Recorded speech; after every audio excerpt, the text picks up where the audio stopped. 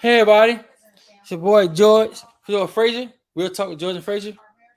And George running late today, so I'll be doing it today to get in.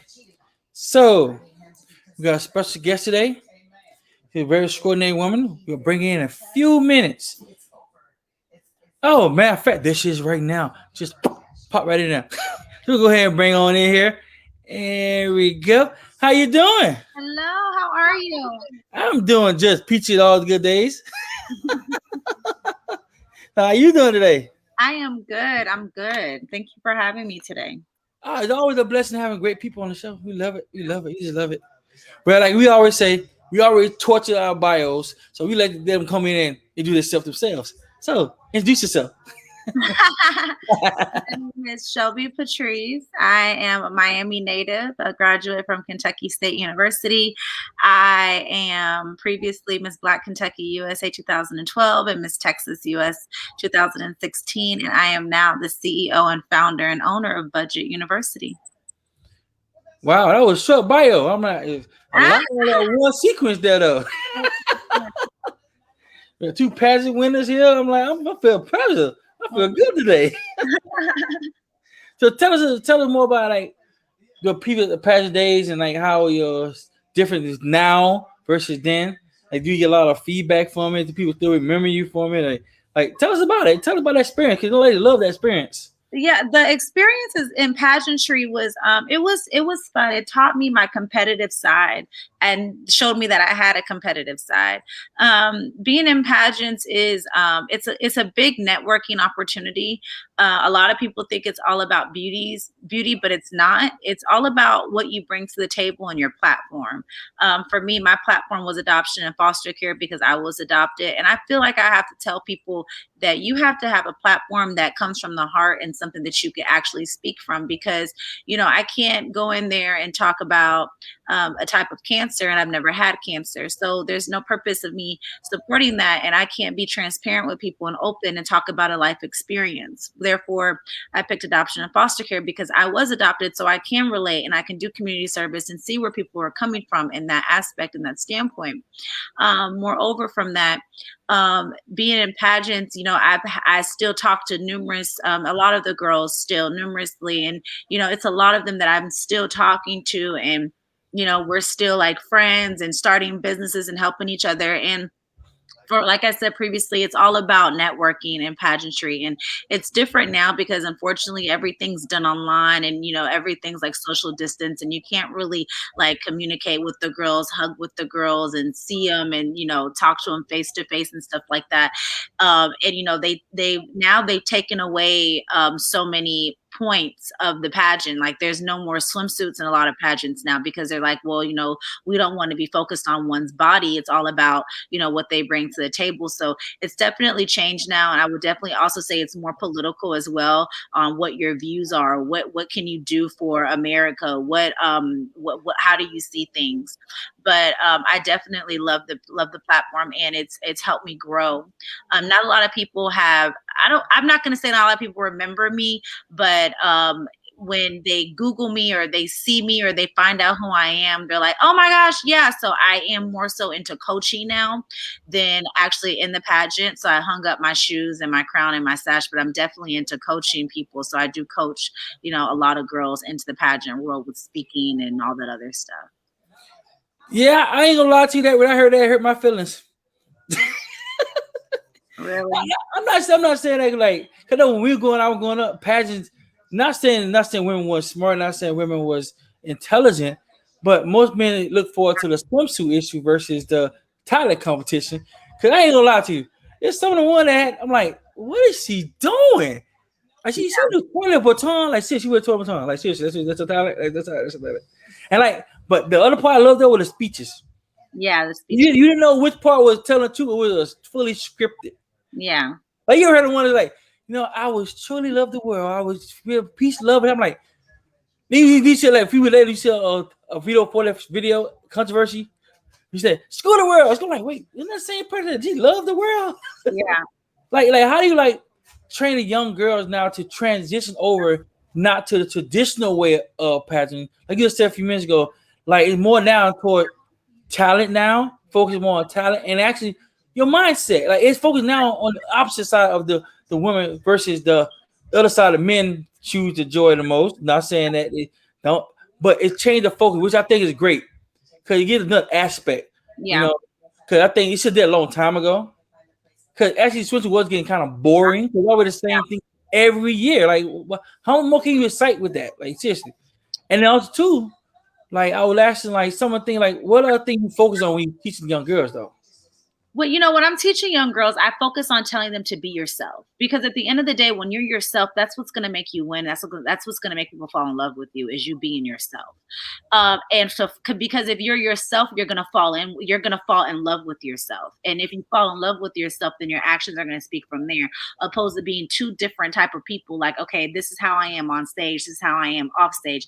And you're trying to find the niche. But if you're yourself, you don't have to put on when you're on stage and off stage. You could just be that one person. And I tell girls all the time, no, if pink is not your color, then don't wear it. If you don't like pink, then don't wear pink. If you that's Exactly. if you feel like, you know what, I had a girl said, but Shelby, I just don't like heels. Then wear some sneakers. Be yourself. Exactly. Because at the end of the day, that's what's going to make you win, because that's what's going to make you stand out. A lot of us don't understand that our self-esteem and who we are as a person is what brings us out personally. And a lot of people get it that, your own personal experiences is what's going to let you win, and it's going to let you progress in life. Because if I'm my own person, I'm my own person. When people ask me about, my businesses and all that stuff, I'm going to tell you from my standpoint. I'm not going to tell you from what I read in a book. I can tell you the book that I read that helped me, but I'm going to tell you what I did and how I won, and how I applied what I did, and how I got it. So I feel like I was myself on stage. I was myself when I answered questions. I'm myself in interviews. And that's how judges fell in love with me. Like, oh my God, I want to work with her because she's so authentic. There's Exactly. nothing fake. So that's what I tell girls: just be yourself. That's it. That's a very good point. 'Cause I don't think nobody really teaches that anymore. Like No, we're to because we're like so caught up in social media and wanting to be what this person is and what that person is. If you could really ask me right now about social media, if it was up to me, I would shut my page completely down and just run my business page. But I can't do that, because all of my interviews and all of my appearances are starting to come from my personal page on social media. And I'm just like, but if it was up to me, I would definitely shut down the Shelby Patrice underscore Instagram page and just work straight off of the budget one. Because for what? We're so caught up into a mind frame and a mindset of man, what everybody else is doing, and that's not it. Be that's true. yourself. That is true. I mean, if you look, you take an example, look at some of the people on Instagram, they're not what they really are. I Right. mean, you see Oh, a honey, person don't get me started. I know, right? You be like, oh, she look, oh wow, it's so bad to Instagram. I don't really know Instagram that much. Like I love Instagram. I love the interaction. Sometimes with Instagram, you meet great people through Instagram. Right. People you normally wouldn't meet. But other aspect of that, it takes away from your identity. To Yes. me, it takes away you. It's like the old saying, "Make believe, be what you want to be, don't want to be what you be." Simple Yeah. as that. I hate that. So everybody said like, not to, go back a little bit of past. Like, what were some of your influences? Like, who were your role models that you looked up to while you're doing a pageant, or did Jim look up to you to help you get through some of the questions, some of the controversies they have with pageantry, and other aspects of pageantry we don't talk about much. The bad side, the close up part of it. You Yeah. know, You know what? That's the thing. I couldn't afford a coach. Let's just be honest. Couldn't afford a coach, and I was like, I can't afford a coach. So what do I do? So honestly, what I did was that I studied. I studied the winners, and Mhm. I studied their questionnaires. I studied how they answer questions, and I was like, okay, so this is how they're answering the questions. How do I feel about her answer? And I would write down different answers, and I would piece stuff together to create my own answer. I did my research behind it. From there, I was like, okay, I like this person. And then I would look up postures of I did like Queen of England and stuff like that to see posture stuff. I YouTube etiquette classes, because at the time I was in college, Miss Black Kentucky 2012, and then I just graduated. No, I didn't. I just moved. in 2016 when I won the Miss Texas. I was like, I don't have time. So I Googled everything and I was just looking up like etiquette courses, looking at Celadette O'Brien about how she speaks, Michelle Obama, how she speaks, words that I need to start using. I pulled out a dictionary. I'm like, ooh, what does that word mean? What does this word mean? How can I incorporate this in my sentence so I could sound like super, super smart? And I'm like, Shelby, Exactly. you're doing it because you don't even speak like that in public. It's like I had to do certain things, and that's how I looked at it. And I would study the winners for like the Miss USA, Miss International, Miss Universe, Miss Worldwide, because I wanted to see how what set them apart for each winner. And that's what I always tell my girls. Each winner you see, pick your favorite and your least and tell me who you what they brought to the table that you liked, what they brought to the table they didn't like, and what are they missing, and what would you do if you were in their position to win? You know, and that's how I was able to do it. I really didn't have no one that I really looked up to. I found my own person through being me, but also finding a niche in everyone else and saying, okay, this is what I like, this is how I'm gonna do it. Man, that's very good to say that because a lot of people don't think that way. A lot Right. of people just gave up. They was just like, no, I can't do it. No, coach, give it up. Like you ever heard that young lady? It's a young lady. She tells how many times she did four pageantries, and she dropped out all four pageantries because she felt like she didn't belong there. Because Wow. the wife, she had no coach, she had no influence, nothing. She was like really fresh to the whole scene. All she had was beauty, and she said that she felt that wasn't enough. And I'm gonna be so honest with you. It's hard because you're like I said, it's pressure, because it's like you see all this stuff and you're just like, what in the world? And it makes you want to drop out. On top of the money that comes in it and everything else, it just makes you want to be like, what in the heck am I doing? Is this even for me? But I feel like that's everything. Anything that's gonna elevate you, you're going to sit back and you're gonna be like, what am I doing? It's Exactly. really what I really want to do. Because it, it it's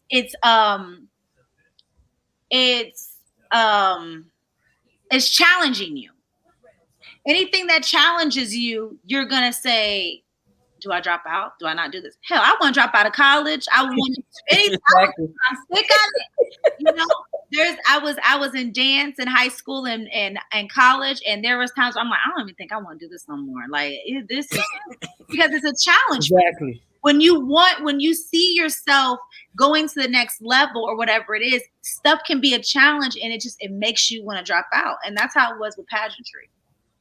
That's I felt the same when I played football. I was the exact same way. I was the smallest kid on the field. Really. Nobody want to pick you. You like everybody pick everybody. Dude, he suck. Why you didn't pick me? Mhm. It would never pick me. And I sit there and said, same you said, I actually studied myself. I just studied what made me different from everybody else. Uh-huh. Fast speed. I like getting tackled. I was too pretty. I like Yeah. a pretty boy playing football. You see that happen? Pretty boy playing football. Never like a tackle. That was me. So, and my mindset, I had to change my whole entire mindset. And by saying that is like, what are some of the things that you learn from there? And why how come like most pageantry winners go to income being a model versus being a business owner? So that's the thing I like about it.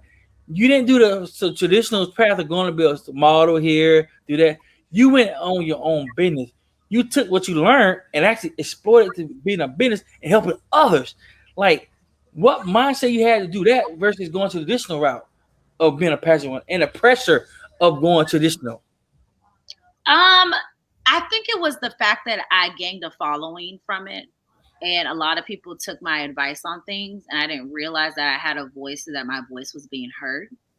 And I get a lot of messages like, "Oh, Shelby, hey, beginner photographer. Can I do some Yeah, pictures?" Yeah, sure, let's do it. You know what I'm saying? Because I want to support people because I'm supporting your business. Yeah, sure, let's do some pictures. All right, cool. But then it came. My point of it was, if people are using, or if people are looking to you for advice and people are seeing what you're doing, then why not make it a business out of it? And that's when I really went into Budget University, and I actually sponsored with the Miss Black USA pageant and the Miss Black Ambassador pageant because with anything that you do in this world, you have to budget. So I was Exactly. able to work with the girls and say, you know what, budgeting, this is what we're going to do. This is how we're going to do it. And I did a pageant segment on budgeting to win the crown. And a lot of girls were like, "Oh my gosh!" And I was like, "Yeah." So I was like, you know what? Take your talent and your expertise into what you love doing, and create a business. So that's what I did. I took budgeting because I love to. I'm good at numbers and I budget my stuff. And then I took pageantry and I brought it together. But it's more, budget university is much more than that. But that was the beginning of it. Hey, that was a heck of a start. That's a very good thing. Because I think most young, like we were talking, me and George talk all the time, like financial literacy. Like we wasn't taught how to budget money. We were taught if you didn't have it, you couldn't do nothing. Right. You got to go work harder to get it. Right. You know, and to have now more of our people learning to budget, learning to save, learning to do different things besides go out and buy a pair of Jordans for cost $300, rather than invest that $300 and buy stock in Jordan. Yeah. You know, and that's the new thing I'm saying now. If you notice, I just saw a film last night. My mom watching the Black Wall Street, and I gotta see it. it shows how different that we had a mindset already in play. But you see how history repeats itself. I tell people you can never run from history. Look at us now. Now we think almost like the Black Wall Street. We ain't working, work for nobody else no more. We don't want to do this. And guess what? It's causing chaos. United people now, the same people who told us we were nobody like ants. Now, like, we need you ants back. Come work for us now. We'll give you $500 to come work for us. We'll give you $1,000 work for us. What happened to $1,000 back in the day when I needed it? Or back in the day when I needed it? What happened then? You know? So, like, what are your aspects on that? And then how it structures your business around that, helping other people become more financial literacy through your company by budgeting their whole expense of life, then everything, pageantry, through our life pretty much, even athletes. So for me, my point of view on it was that it needed to happen. It needed to happen. I'm from Miami, Florida, and I went to school. I went to Felix Brella Senior High School, and as a product of the Miami-Dade public school systems, I'll say this: Miami-Dade public school system is, but it's not only the Miami-Dade public school system. All of it. All of the school systems. It's really all of the school systems. Why? Because I can just speak for Florida. They're so worried about that freaking FCAT or whatever state test that needs to be taken, and they're not worried about nothing else. Perfect example. When I went off to college freshman year, I had a type of paper up, Chicago style. I said, what in the hell is a Chicago style format paper? Because that was taught, because we were too busy worrying about our 5 paragraphs and our transitional words to get into that 5 paragraph and your conclusion and your intro. In your 3 main points of whatever it was. We were never taught about credit, finances, whatever. But we're doing home ec classes on how to sew a button. Absolutely not. So it's like it's like born to fail but built to win aspect. Yeah. All right, y'all here. We're gonna fail you. We're just gonna teach you what you're supposed to know by the book, but we're not gonna give you everyday life. And that's why I feel like it's important, because for Budget University, for me, the wake up call was COVID, if we really want to call it. Yeah. COVID to me was a wake up call, because as swine flu back in the day, we had that anthrax stuff, all that stuff, and people were losing their jobs. But COVID, it was nothing like it. So you have people being laid off, furloughed, and all this other stuff, and they were like, oh my gosh, like, what do I do? And then they're filing unemployment, but then once they filed their taxes after unemployment, now basically you got to owe all that money back because it was too much and you weren't doing the right tax percentage that you should have did. So now it's one of those things where it's like, okay, what do I do? Oh my God, what do you mean? So the first highlight of COVID was, what is an emergency savings fund? Because majority of the people didn't have an emergency savings funds to run to when they were getting furloughed, and some people had to get their salaries cut. So all this would have been prevented if this was taught where at a young age, in the school system or at home. Because if you knew better, you do better. But moving forward, we didn't have that. So it's like we're getting all this money and we are living our absolute best life, because you only live once, all those other posts that people say. So now we're not living our best life because we're at home and we're stuck because rent is due, mortgage is due, bills are due, and then we're in storms and we don't have no money. Yep. And we're trying to keep up with the Joneses. So for me, COVID was the biggest highlight for everybody. Either you made it or you didn't make it. And for me, that's when I started my business, because with COVID, I was fortunate to buy a house, and I was fortunate to do so much because that market, it became a buyer's market instantly. Yep. Interest rates were as low as 2 point something. Homes were going down to the ones. I was like, steal. Let's go. Now, seller's market, because homes done went up. Like I got 80 some thousand in equity, and I've only been in my house for a year and 2 months. And I'm just like, what? So it's crazy, because it's like you shoulda, woulda, coulda. So now that everybody's seeing their friends do what's going on, they're like, yo, I should have been. But you know what? I'm gonna be ready, because it's gonna happen again.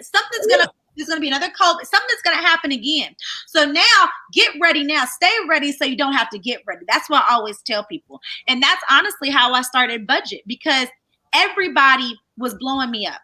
Shelby, because I'm a flight attendant. So I'm known on the jump seat. What are you doing? Girl, I'm doing my budget. Hold on. Let me see what's going on. Do I have room for this? Oh, let me see if I could, whatever. Yep. So then I started budgeting. People called me, Shelby, what do we're furloughed. What do I do with this? Blah, blah. I'm like, all right, send me your stuff. And I said, y'all got me messed up. I'm about to make this a business. So I made it a business, and it grew and it grew and it grew. And I'm just like, oh my God, I never knew the importance of it. So then when you get into the aspect of it and you see everything, I was like, all these other groups everybody else was, financial literacy. And I never I try not to fall into the other trends of other businesses and other groups. I just focus on me and Shelby, because one thing about Budget University, it's organic. This is all I'm not a financial advisor. I tell people that I'm not a financial advisor. I'm just a financial realist, meaning this comes from mistakes that I've made and how I was able to get whatever else it is. That's it. So, and that's how I started Budget, and I was able to make my own Black Wall Street Budget University. You know what I'm saying? So but for me, that it's crazy, because financial literacy is so important. It needs to be taught in the freaking school systems, because if you go off to college, that's when you're getting those things in the mail. I don't have it next to me. Oh, you just got approved for a $20,000 credit card, and you think it's free money, not knowing it. Then you graduate from college and you're like, what the heck? Or like numerous of other clients, I can't wait for them to tell their testimony. Shelby went to school, you think you've grown and you're out of your parents' house. Semester, for example, is $15,000. You done took out $25,000 because you wanted a $10,000 refund check. Yep. And now you paying interest on when you went to the club to pop bottles. You paying interest on it right now. Yep. It's crazy. Yeah, well, that people don't know that. See, that thing. I was lucky and blessed. They had one teacher in high school that taught us how to budget. Yes. He taught us how to the stock market. He taught us how to budget a checkbook. And after that, I'm like, wow. So I'm like, mom's so young and can balance a checkbook. I'm young and know about stocks, how to invest in stocks. Right. I had one problem. I ain't had the money to invest in it. let me just touch bases on that. I get it. Everybody is posting the stock market wins. Yeah. And right now AMC is going crazy. And I get it. That's amazing. Yeah. But let me tell you something. And this is just my opinion. If your savings is not where it needs to be, don't invest in shit. Don't invest in nothing. Nothing. Don't invest in nothing. Because you have to have something to fall back on. I get it. You might want to put all your money into the stock market because you see it soaring, but at any given moment it could drop, or you can lose your money, or whatever the case is. But I tell people all the time, if your debt is not cleared down and you don't have at least 3 times or 6 times or 9 times or 12, either 3, 6, 9, or 12 times your savings in a savings, like your emergency funds, all your bills, don't go into the stock market. Because it is the stock market, but I see the stock market as a gamble. Because you see how it goes up and down, up and down, up and down. It fluctuates. So you don't want to invest thousands of dollars in there, and then you wake up and it's to 500. Yep. Exactly. Make sure you have something Okay, it's your play money. I call stock play money. If I got play money, I play with it. Exactly. No, you don't know what it's gonna look like tomorrow. You're right. That's true. I could, like you said, I'm gonna play money. I'm gonna pot bottle money. You Yeah, got pot bottle money, put it in the stock market. You got pot money, put it in something that eventually will work for you later on. exactly. But see, the thing to understand is stock market is something you commit to long term. It's not a short term fix. It ain't gonna get you rich real quick. People look at people on Instagram and stuff telling them, "Oh, you invest this and this, you be rich." You don't. It's something that takes time. You need to study it. You have to understand what are you getting yourself into. Let's go anywhere. Budgeting, like certain budgeting, like players. You get a young player just got out of college. He got signed a $27 million contract, right? He get almost $15 million that guaranteed money to the pocket. What do a 18-year-old just come out of college know about that kind of money? They train in college know what $30,000 a year job is or $50,000 a year job is. They ain't say nothing about 18 million or $27 million out of the budget. Where'd you invest in that? Crazy when that happens. When that happens, unfortunately, let's talk about it. The NFL is majority African Americans, right? Yep. And a lot of them come from foster care or different types of backgrounds and communities. A lot of them come from families that just didn't have it, and a lot of them, Yep. like, when I get my money, I'm doing this, I'm doing that. But a lot of them don't know that when they get the money, they need to see a financial advisor. A lot Exactly. of them don't know that when they get the money, this is what needs to happen. A lot of them don't take advantage of the incentives that happen. Somebody just did one where it was the NBA, how um, Magic Johnson came into the NBA, but used his money and invested it and grew it, and then Antoine Walker blew it. Yeah. Antoine Walker was good, making just as much as Magic was when he came in, and now Antoine's worth maybe $250,000, and you got Magic worth all this other money. So Yeah. that's the problem. I always tell people, yes, treat yourself. It's okay to treat yourself, but you have to also think, where am I going to be in 10 to 12 years from now with this money? You don't want to be an individual where it was like, man, back in the day, we was in the Maybach, we was pulling up Exactly. Prime 112, and man, that was, man, back in the day. And now it's like, okay, well, now in the day, what's going on? Nothing, because you done blew all the money and you didn't Exactly. know what to do with it. And you too busy feeding Nene, Papa, Juju, and whoever else, and you got to cut everybody else off. Stop it. And Yeah. you have an advisor telling you what to do with your money and where to put it. So it's so important. And that's why financial literacy, it has to go into the school systems, because you got people, like you said, being drafted out at a young age, and not even being drafted out at a young age. Believe it or not, when I went to high school, I went to Varela. I lived in the suburbs of Miami and Kendall Hammocks. And let's talk about it. A lot of kids didn't take senior year seriously.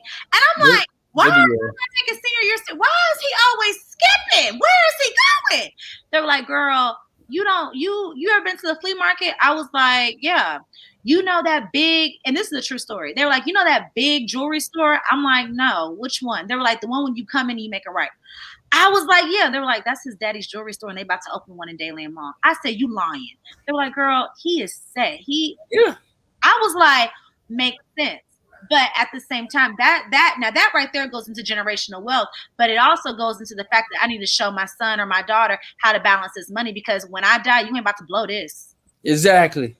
You not you gonna keep this going. This is where this goes, and this is where that goes, and that's where it also that's where the barrier is as well when it comes to things. And you talk about it when it comes to like real estate properties and all that stuff. We so quick to sell grandma and grandpa's property, Exactly. opposed to making it at Airbnb is hot right now. I know people making What? mortgage times 4. Exactly. Like, you know what I'm saying? Airbnb, or just doing whatever you can with it. Pull the equity out of grandma and grandpa's house and go buy an apartment and just keep, Exactly. keep doing stuff. But people don't get that. No, they don't. That's what a lot of these players don't. And I feel like with a certain mindset, Yep. it's important that you have to be able to say, this is what I'm going to do with my money, because a lot of people are like, if I get $1 million right now, I'm going to quit my job. You're stupid. Exactly. I say it all the time. You so true. $1 million is Ain't nothing. now in this we're in this day and age that we're at right now. Because a home with the homes going up the way they are, a home is 600. So you lose. So you took 4,000 left over. Do what with? And if you got student loan debt, you got all this other stuff, baby. You better go back to work. Buy back zero. Just that fast. Yeah. So it's financial literacy is so important, and I'm just such an advocate where it needs to be taught in schools. Definitely. It do. And the thing is, they don't. I'm not gonna say they don't want us to learn it. You got one thing too. America has been categorized for so many years and decades to classes, and you gonna be in the middle class, poor class. It's so bad to we used to have a middle class. When I'm going, we had a middle class. Now it's rich or poor. So it's either one or two. Yeah, and that was so, exactly. And you look at now how I won't say they want you to work. For example, when I first started working, the average was $4.25, right? Mm-hmm. So people complain about, oh, I made $8 an hour. Nigga, I ain't made $8 an hour. I made $4.25, and I made it work. So that's why they wonder why it's so a generational split when it comes down to minimum wage going up, because I work for $4.25. Mm-hmm. You know, and I complain, yeah, but you got to make $8 an hour and complain about that. We made $4 more than we made.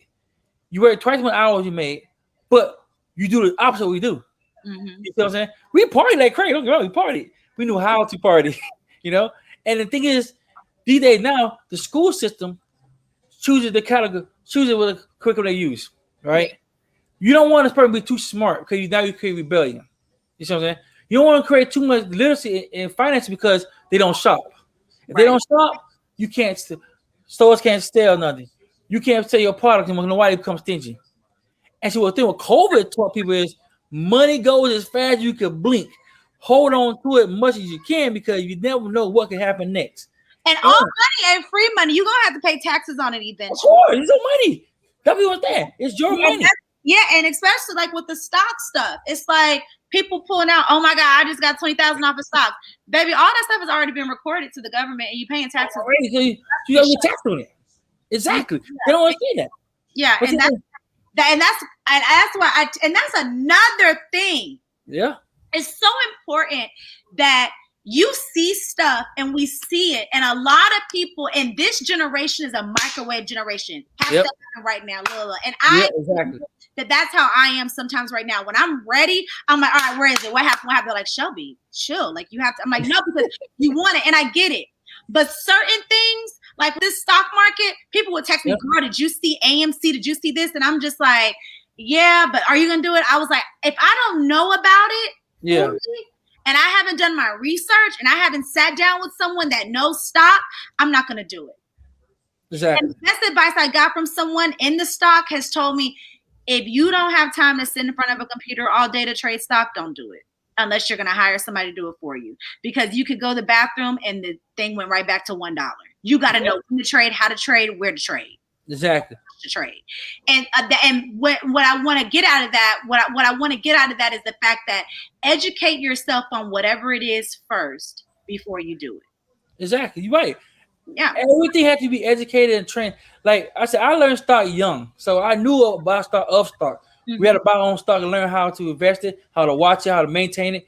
We had to learn the procedure of buying stocks. So I know of stock, but guess what? It's always called the advanced version, the mediocre version of stocks. So they're called puts. A lot of stuff that throw you off. So that's why they do it. I always say certain things are now out. How do we outclass each other? Like we couldn't learn what we want. I can teach you what you want to learn it. Mm-hmm. You ever that for? Like I can tell you about it. Yeah. But you're still not gonna know enough about it. Right. And what they do to us. We tell you how to make money. We're gonna tell you how to maintain it. Right. And we don't tell you the blueprint, the part of it. And that's the problem. You know, we want the money so bad, but we're not educating ourselves of it. You know? Exactly. You're right. You're so true because think about it. If we were a state aspect, a mindset as our counterparts and Wall Street was, we would not be where we are right now. Right. We would not be sitting there talking about, I'm working for this guy here. Yeah, right. But it is how much you work for me. Right. You know? And I tell people, my mom told me mentality of you work what you want to learn, but learn how to maintain it. Learn how to actually do what you're supposed to do with it. Like I honestly, to be honest, I used to blow money like crazy. I was young. So I went up for people to do the dumb stuff and they don't blow money like, yeah, how you doing? That was me. I was definitely bad. I ain't gonna lie to you. Now, as I got older, I learned, look, there ain't no fun no more, man. I'm broke. Hold on. And I tell people, I tell young men, these days and age now, you ain't got this, you got no date, no house. You gotta put him on nothing, bro. I mean, it'll be you gotta put him on nothing. And that's a whole different conversation. Right? But guess what though? It falls into one thing. It goes to the same thing. Go on that finances. It is finances. Legs. Somebody just actually posted in my group this morning when I approved it on the Facebook group for budget. They said, y'all dating people not knowing their credit scores and stuff, and your significant other is turning into your sign and your sign for me. And I was like, exactly. Because and that's the thing. And I try to tell people, don't fall so in love with somebody where you don't know their finances. It's important to talk about it first, second date. I just say just get it going now, because dating and finances in the finance world is absolutely bananas, because you don't know what someone else has, and their debt is your debt when you guys get married and you're both looking crazy. And I even tell a lot of people in Budget University, they're like, oh, we're gonna buy a house, and they're like, what do you think we should do? And I tell them, I said, buy a house off of one person income. Well, what do you mean? I said, one person apply for the house. Well, what? One person apply for the house, you get off of one person income, and then you put that person on the deed. That's it. Because at the end of the day, we don't need to buy a house. If you and I get married and we're applying for a house and we get approved for $700,000, that's because of both of our incomes. Okay, but let's take consideration COVID and other stuff that happens, or God forbid you pass away, or something happens. We need to be able to afford a house on the lowest person's income, because that way we already know that we can afford it. And then the perk of that is, hey, you know what? We not only can we afford this house, and not only are we living below our means, but guess what we can also do? We can also live our best life. We're not house poor. We can go out of town. We can get us a decent car, get us both decent cars now, and do what we have to do, because our mortgage is pocket change to us, because we're living off of one person's income. Exactly. And person's income can go towards bills, or just savings accounts, or putting in the stock market, or whatever. Exactly. Because now we're playing with two incomes, and we have a designated income. Not you don't forget me $1,500. I gotta get $1,500 for the mortgage from your check and my check, and now that's $3,000. But we still gotta pay bills. No, you know what I'm saying, and taxes. So I always tell people, if you're gonna, in marriages and relationships, buying a house, do it off of a one person income. Even in this generation, people are known for living with each other, stuff like that. Same thing for an apartment. Do it off of a one person income. Exactly, you're true. I'm gonna throw another ball in that picture. Go on what you said a few minutes ago. There's another way to do it too. Also, instead of buying a house, somebody told me it's right here. A house is a very beautiful thing, but a house is a trap. We don't mean that is why I say it's a trap. Is because think about it. You in a 30-year mortgage, right? Mm-hmm. You don't get anything out of that mortgage. Mm-hmm. You put in. It's a taker. The house is a taker. Right? You take that same thing and you put it in a duplex. You buy your first duplex. Stay on one side, rent the other side out. Right? Do that for a year. Right? So you woman, now your mortgage may be like, give or take, like you say, go to one income. You buy one income. Mortgage $1,200 a month. The average rent now is what in Miami? $1,700 a month. That person is paying for that duplex. Yeah. So smart. You take that first month, second month, down payment, now you go and buy another one. Right. Now you buy the other person's income. Right. So now you go buy that one. So now you got two.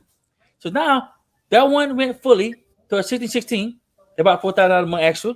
That one here extras. You living rent free. Now if you can't save up money, like you say, build your savings, like you say, that's the problem. So now it's not just the person, it's you. Right. It's your mindset now. That's keeping you down. It's not nobody else. Right. That counterpart told me. He said, if you can survive that and learn that falsely and live on that one day and learn how to manage your budget without having to spend out extra money, you'll learn life. Yeah. You will learn how to manage your money and never be broke in your entire life again.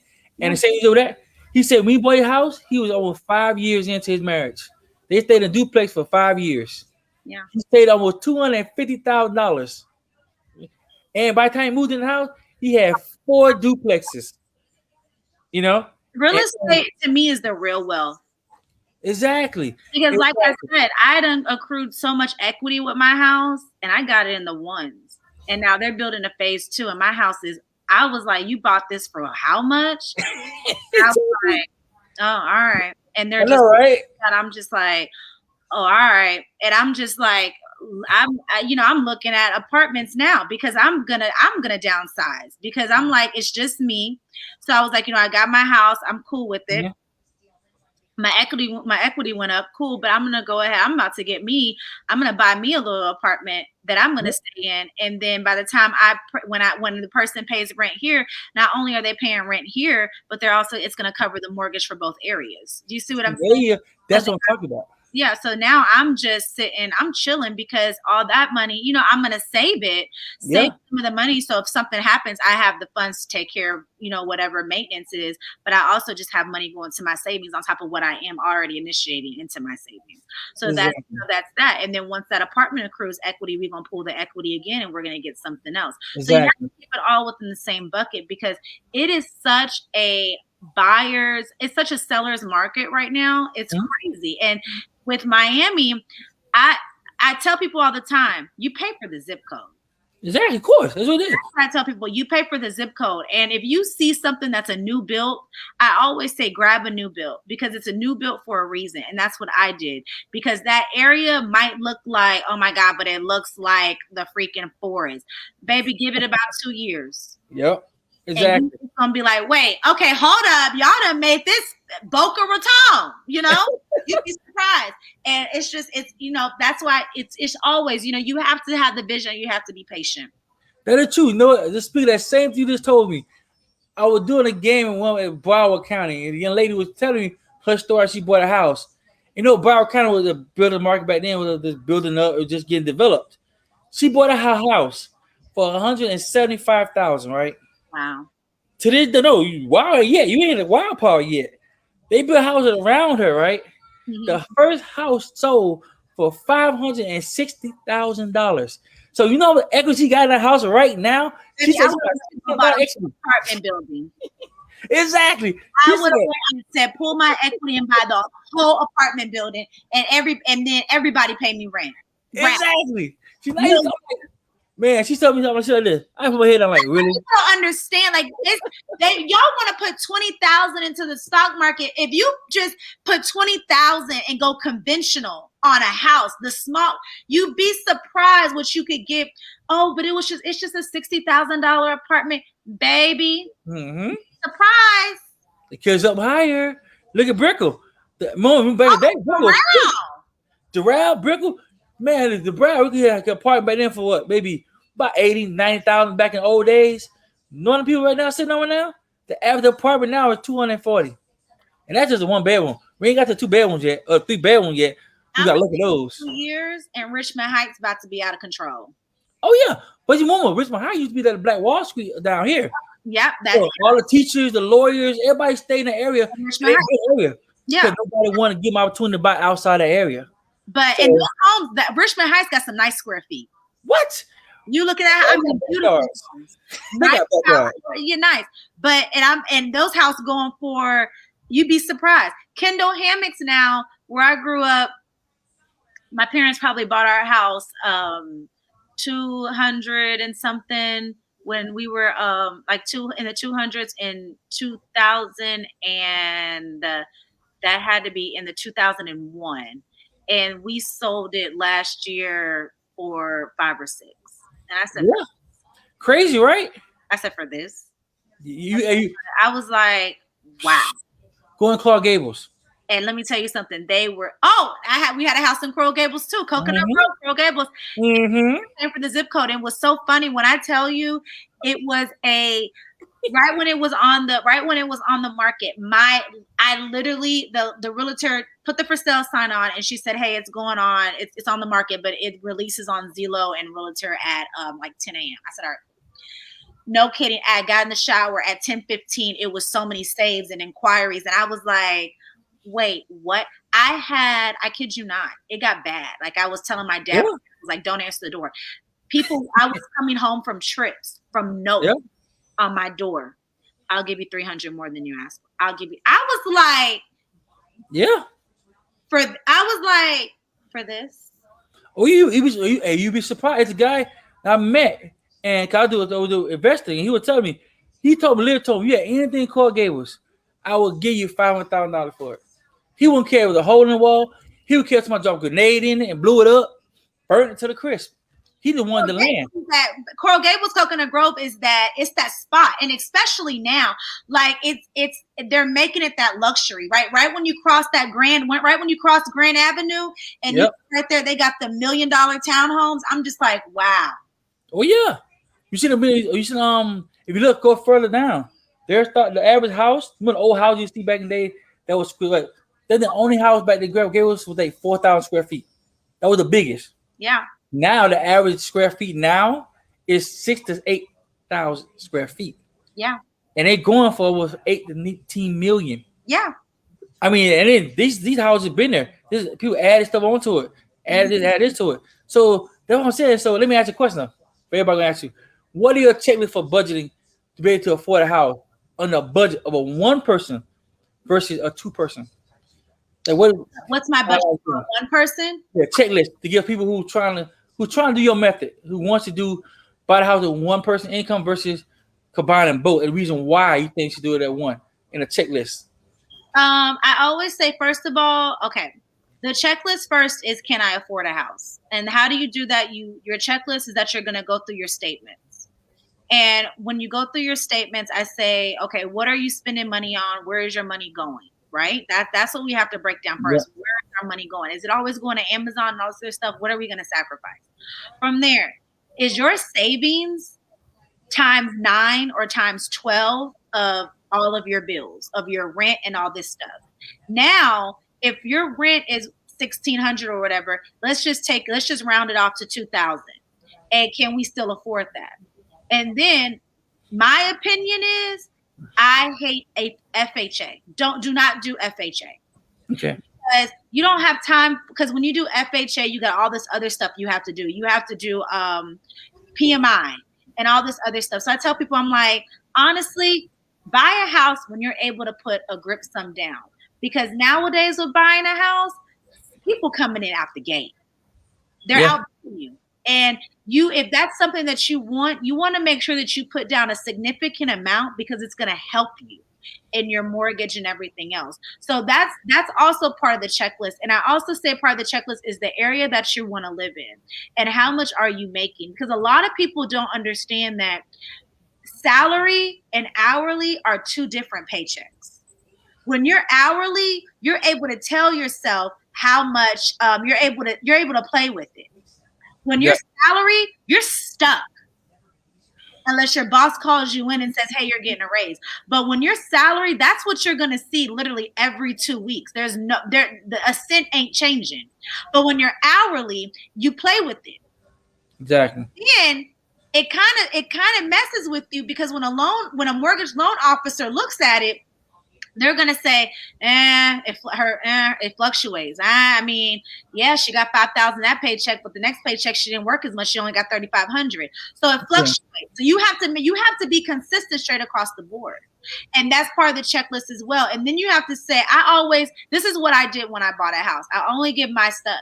I asked my friends, I said, what's your mortgage? And I asked them to see a mortgage statement.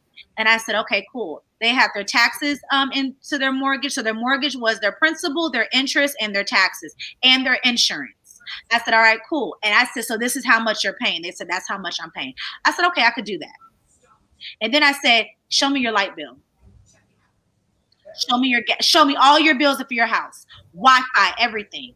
I put that next to my budget, and I said, okay, I could do this. Or I was like, or it's gonna be like, you know what? I got you. What you mean trash? What? Wait, what? Hold on. HOA fee? Yeah, exactly. Get a friend. If a friend does not mind being open with you, I appreciate my friend for that. Daryl, I'll never forget it. He was like, all right, baby girl, this is what I do. I said, okay. And I was like, I need 6 more months. Months. Because I had to make sure that my savings reflected all of this for 9 months that I could afford. On top of that's just checklist number 1. Checklist number 2, I need a total different savings account because now I need another savings account for my down payment and for my HOA. I mean, for my down payment and for my my earnest money and for closing. So I had a separate account for strictly just the house. When I looked at it, all right, earnest, that's coming out of this account here. I never touched my savings. Okay, your down payment, that's coming out of this account, it's right here. Your closing, that's coming down. That's right here. So all of that was in one account. Not even touching the money that I had saved up for the mortgage and the bills because they would do that too.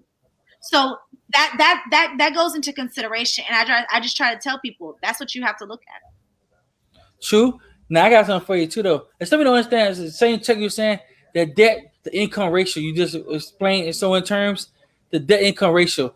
Like, do student loan count against you? Do you have bankruptcy count against you? Do you have stuff that say you? Somebody getting a lot of debt by helping other people and trying to bite them back in the long run. Like, do you have any advice for that? How to get people to help that? Rule number 1, never co-sign for anybody, ever. I don't care who it is. I don't care how much they love you. They care about you. I don't care. I do not care. I do not care. Don't co-sign for nobody. You can give them money towards a car if you feel like it's necessary, but don't. I will say that, what was the other one? Debt income ratio? Debt to income ratio. So from my experience, I have student loan debt. I do. I went to Kentucky State University, so I paid out-of-state tuition as well. So I will say this. Did it hurt me in the long run? No. Why? Because of 2 things that I did. Number 1, I consolidated my loans. What is consolidating of your loans? If I went to school for 4 years, there's 2 semesters in a year. So that's 2 loans, 4 loans, 6 loans, and 8 loans. What I did was before I consolidated them, it looks like 8 credit cards. Like it looks like 8 loans that you took out for college. So when you consolidate them, you're putting them into one. So now it looks like 1 loan on my credit report and 1 loan that I owe a university opposed to 8 whole loans. Does that make sense? And that's much better on your credit. So it doesn't look like I have, she got all these 8 payments. She got $96 here, $100 there for each semester. No, I consolidated them into one. After I consolidated them into one, first of all, my credit went up 40 points from just consolidating my loans. So then from there, I was like, okay, cool. What do I need to do? I went on an income-driven payment plan. My income-driven payment plan it's part of your debt to income ratio because they see that, she's making payments on her loans. So they trashed out the fact that I had $70,000, $80,000 in student loan debt. They trashed that out, but they said because she's paying $127 and that's part of her debt to income. She's paying $127 monthly on it. So that went into my billing factors because they asked for all your bills. They asked for my cell phone bill, my car insurance bill, my car note, any bills that I'm paying. They asked to see my 401k. And they were like, yeah, but your debt to income ratio is still low because you're paying on your student loans. So we really don't take that into a factor. Exactly. So I was like, cool. So I always tell people, consolidate your loans so it doesn't look like all these crazy loans that you have. Because it looks like 8 credit cards. Why you got all these credit cards? Exactly. One. And then it's 1 payment. And then it goes into your debt to income ratio. Like, okay, these are all her bills that she's paying. She can afford this mortgage. Exactly. And that's just what I tell people. I'm like, you got to consolidate them. Do not let school loans, because don't let school loans hinder you from buying your house. Because you never know. You could buy a house, like you said, that young lady bought her house for $75,000 or $60,000. Now it's in the or 100 and something. Now it's in the 500. When she gets her equity, she could low key pay all her student loans off if she really wanted to. Exactly. And go buy a Maserati truck cash and not worry about it. There you go. There you go. So don't let that hinder you. That's true. Yeah. That's a very good point. See, look at you good throwing those gems out there. You know, some pearls out there. What's I got some good pearls today. And she posed with it. You so bad. Yeah. So tell everybody where they find you at on social media stuff, and they want to get in touch with you by the Budget University. Yeah, so you can find me on Instagram, just Budget University. And you can go to Facebook. It's Budget University. It's a private group. We'll let you in. The reason why it's private is because I feel like money is very personal, and finances is very personal. And I just want people that come into the group to answer one question, which means that I will respect others, because I feel like you might know something, Frazier, that I don't know. Exactly. You're not going to call me stupid for it. You're going to be True. like, oh, here, I'm going to I'm going to help you. And I just want people to understand that you might be more educated in something than someone else is. And the thing is that, since if that's the case, just say, you know what? Yes, I agree. I will be nice. I will be polite, because we don't want to discourage somebody, because you don't know how somebody is feeling financially, because it is a burden, and it sucks sometimes to know that you might be the only one at the table with a 400 credit score and everybody else is in the 7 and 8s. That's So true. opposed to bringing someone down, we're going to say, no, you're in the 400s today, but we're about to get you to the 7 or 8. So that's why I just make sure that we set the tone. That's why it's private, that we set the tone and no one's calling anyone out of their name or stupid. So join that group on Facebook, Budget University, and follow us on Instagram. And we do lots of fun. I do lots of fun interviews with people, and it's honestly a good vibe, and we drop a lot of gems. So just come. I know you dropped a couple pearls already. Yeah. And I said my own favorite speech I already tell everybody. Welcome to the George and Fraser family. We're family now. Oh, we are. If you need it for anything, we're here. Promote anything, whatever. Join the groups, whatever. We're here for you. We're always here for you. So, yes, here. And it's always a pleasure. And we look forward to seeing you come back. Yeah, You guys come back now. definitely. So, catch you a little bit. And I won't hold you up no more. You got too much fun. I see you all happy and smiling. Ready to do some more work and do some stuff. I'm going to bed. Hey, you supposed the opposite. I'm doing some work. You ain't supposed to go to bed. Listen, entrepreneurs don't sleep, but I got to take this L. I got to go to bed. I totally agree with you. I don't sleep at all, so I know what you're talking about. Yeah. So next time, we'll bring you back and hope you're available to come next year. Yeah, definitely. Let me know. And say information about your group, so we'll join the group. Me and George join the group, and we already paid Jink. We both in real estate, so that we got experts in that part. He does the budget, credit book, and everything. So hey, we got experts. We good. You give us something. Let's do it. Network, and hey, we are a firm believer of financial literacy. So you got a team right here help you out. Thank you, guys. I appreciate it. I appreciate you. You have a wonderful day. You Much too. blessing. All right. Bye-bye. Bye bye. There we go. And ladies and gentlemen, that's our show for today. We had a wonderful show today. Dropped a lot of good pearls today. Sorry George couldn't make it today. He running a little late. So you know how it happens. Life happens. But to next week, think it's Fraser out. Thanks for joining. We'll talk with George and Fraser. See you next time.